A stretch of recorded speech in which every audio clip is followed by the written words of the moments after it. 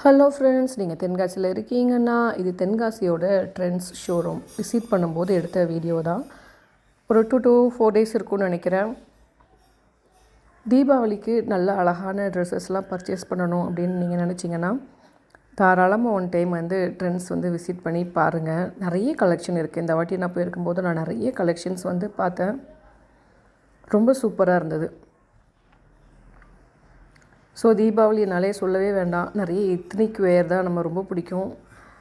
நான் எனக்காக ட்ரெஸ் எதுவும் எடுக்கல, நான் பாப்பாக்காக தான் எடுத்திருந்தேன்.